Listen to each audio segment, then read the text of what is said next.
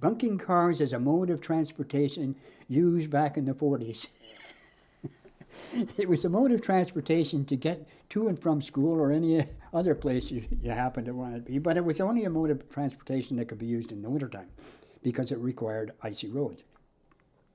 When you saw a car coming along and it would come to the stops, you went to the corner where there was a stop. And when you saw the car coming along, you'd hide, and then you'd run out and grab the back of the bumper of the car, and the street was slippery, so you could just hang on, and when you got close to your destination, you just let go. Even if the car was moving, you just let go because you would slow down, bearing in mind that, the cars didn't travel that fast then. I mean, we didn't drive down the street at 50, even 50 clicks then. But one day I didn't realize it, but there was a cop car behind me, and I got on it, and just as I got on it, I hear the tooting, look around, and it's a cop. So he beckoned me over and get in the car, he said. So I got in the car. He said, where do you live? And I told him, and I still had maybe about 10 blocks to go. So he was talking to me, and he said, I asked him, I said, don't take me home. I don't want to embarrass my mom. So he said, well, I tell you what, are you a scout, Boy Scout, or a Cub, or what? I said, yes.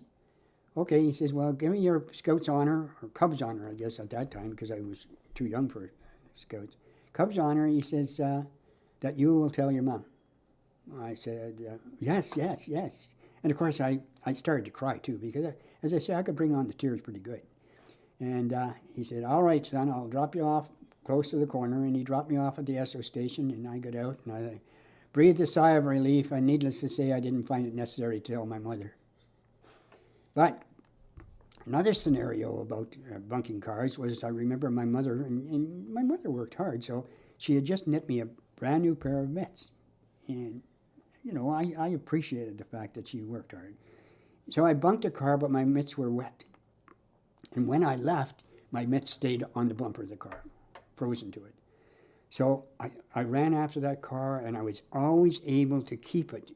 If it turned the corner, I knew what the corner it was, so I ran up to that corner, I'd look down, and I'd see it again if it turned another corner, and I chased it for a long way, all the way downtown. And finally, the car pulled over, and I went and I retrieved my mitts, and I walked back to school. I was late. I was always late. I was always in trouble.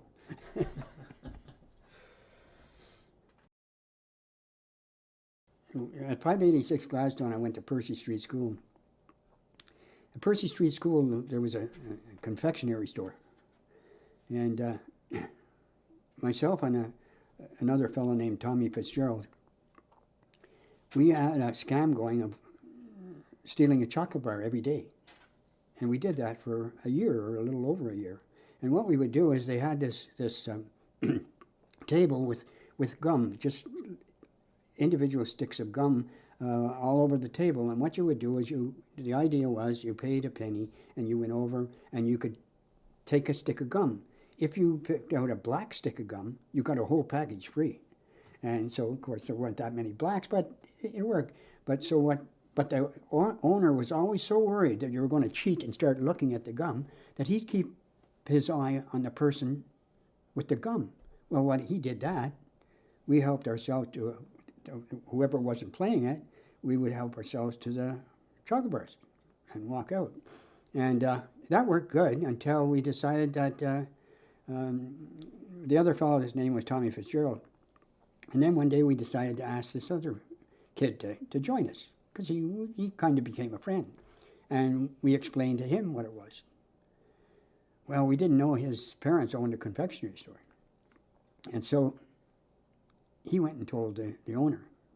Tommy and I had already done our heist, and we were walking down Percy Street Hill when we hear this yelling behind us, and this guy goes running past and grabs the two kids ahead of us. And I kind of caught on right away. Uh-oh. So I hid behind a telephone pole. Tommy, he started to cry because he saw the guy coming back.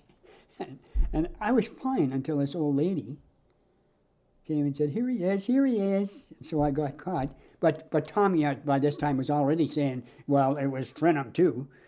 So I was caught no matter what. Anyhow, the fellow that caught us gave us the opportunity. There was a policeman on the corner that was a traffic cop, and or the principal. So we chose the principal, and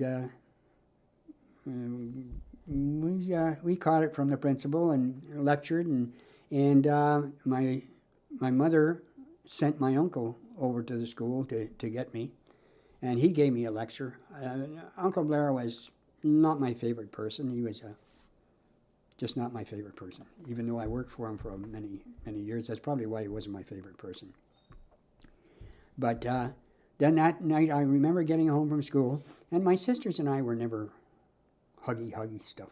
I mean, to this day, I'm not the huggiest type of person. But when I got home, all of my sisters, my mother didn't know what to say, and she gave me she took me in, I think their living room, and she gave me these clippings out of the paper, and there were clippings about my father stealing from Ottawa Paintworks and going to jail. And I guess she just wanted to make sure that I knew what the consequences of stealing were. And but my sisters, after that, my sisters all, got around me, and they said, let's go back out. And our favorite place to hang out was on the roof of the garage in the summertime. Well, when it got warmer. Anyhow, they were so good to me.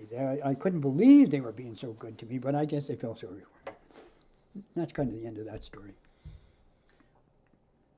Back in those days, 45, 40, 46, even prior to that, I guess, there were salesmen that would come around door to door. And this one particular fella, his name was Benny Badenov. Benny Badenov was a clothing salesman, and he would sell girls' clothes, ladies' clothes, boys' clothes, whatever, men's clothes. And my mother would always buy something. He'd come along. But she had this running account, and she paid 50 cents a week, I think. But there was times when my mother didn't have the 50 cents. And so she'd see, our entertainment back then was sitting out on the front porch, watching all the neighbors go by, streetcars, whatever. That's what we did, because you didn't have TV or anything like that. You had a radio, but there weren't that many programs. And besides that, you enjoyed sitting out. And my mother was good at spotting this Benny, because he used to come. He'd be about 2 blocks away, and you'd see him going in and out of houses, so you knew what he was doing. He was collecting. He was collecting. He collected money on certain days, and then would sell clothes on other days. So anyhow, my mother's favorite thing to do was, if she spotted him, she would go and she'd say, "When Mr. Badenov comes up here, you tell him I'm not home." And she'd go in the house, and she'd say, "Is he coming yet?" And he'd be in the hall, and we'd say, "Yeah, he's getting pretty close. Tell him I'm not here." And then she'd go and hide in the cupboard. And Benny would come along, and we'd say, "Oh, Mom's not home." "Oh, she isn't, eh?" But I think he knew she was. And he'd take his time, talk to us and all that. And, "You need any more clothes, kids?" And no, that's okay. Well, the next time he came around, she'd already skipped him once. The next time he comes around to collect, he not only collects, but he sells her something else. And now she's in debt again. Well, she was constantly in debt. My mother was in debt up until all the kids left home. Constantly. She always owed money. Well, she had to. That's the only way she could give us a life. So that was my mom's way of getting away with things from the bill collector.